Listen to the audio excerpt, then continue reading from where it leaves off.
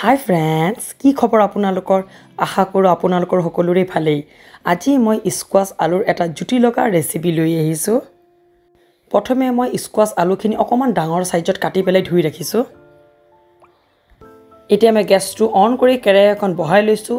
ইয়াতে মই জোখমতে মিঠাতেল দিছোঁ। তেলখিনি গৰম হৈছে। ইয়াতে মই 1 চামুচ গোটা জিৰা দি দিছোঁ। ইয়াতে মই এখিলা তেজপাত আৰু এটা শুকান জলকীয়াও দিছোঁ। কাটি ৰখা দুটা পিঁয়াজ দি দিছোঁ। এই পিঁয়াজখিনি অলপ টাইম ভাজি ল'ব লাগিব। পিঁয়াজখিনি অকণমান ভাজা হৈছে। ইয়াতে মই আদা, নহৰু, পিঁয়াজ পিচি ৰাখিছিলোঁ, সেয়া দিছোঁ। প্ৰায় 3 চামুচমান দিছোঁ। এইখিনি ভালকৈ মিলাই ল'ব লাগিব।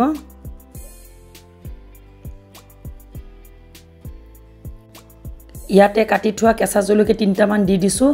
জ্বলাটো আপোনালোকে কম বেছি কৰিব পাৰে। এইখিনি ভালকৈ মিলাই লৈছোঁ। পিচি ৰখা এটা বিলাহী দিছোঁ।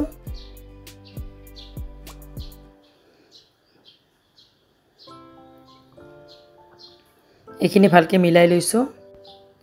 ইয়াতে মই 1 চামুচ হালধি গুড়া দিছোঁ। জলকীয়াৰ গুড়ি দিছোঁ, প্ৰায় 1 চামুচ দিছোঁ।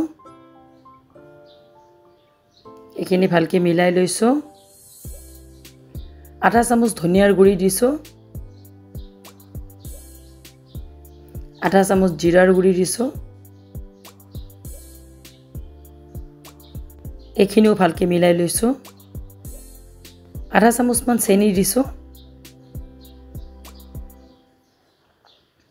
এই মছলাখিনি ভাজা হৈ গৈছে। ইয়াতে মই কাটি ৰখা স্কোৱাছ আলুখিনি দি দিছোঁ। এইখিনি ভালকৈ মিলাই লৈছোঁ।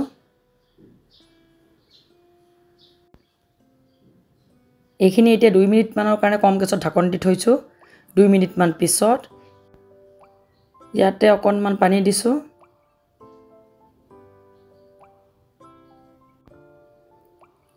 সোৱাদ অনুযায়ী নিমখ দিছোঁ।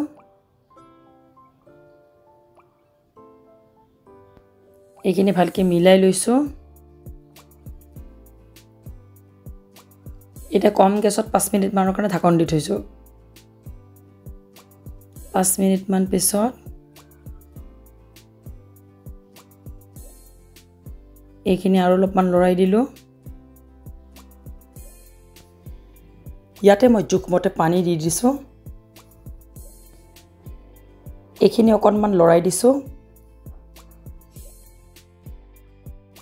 আধা চামুচমান কচুৰি মেথি দি দিছোঁ আৰু কম গেছত 10 মিনিটমানৰ কাৰণে ঢাকন দি থৈছোঁ। 10 মিনিটমান পিছত এই স্কোৱাছ আলুখিনি ভালকৈ সিজি গৈছে। মোৰ এই ভাজিখিনি হৈ গ'ল। বাতি এটাত এনেকৈ উলিয়াই ল'লোঁ।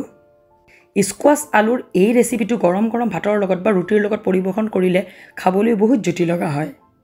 খুব চিম্পল, কম সময়ৰ ভিতৰত বনোৱা মোৰ এই আলু আৰু স্কোৱাছৰ ৰেচিপিটো চাই আপোনালোকৰ কেনেকুৱা লাগিল প্লিজ কমেণ্ট কৰি জনাব। ভাল লাগিলে লাইক কৰিব, শ্বেয়াৰ কৰিব, ছাবস্ক্ৰাইব কৰিব আৰু কাষত থকা বেল আইকনটো দবাবলৈ নাপাহৰিব। Bye bye.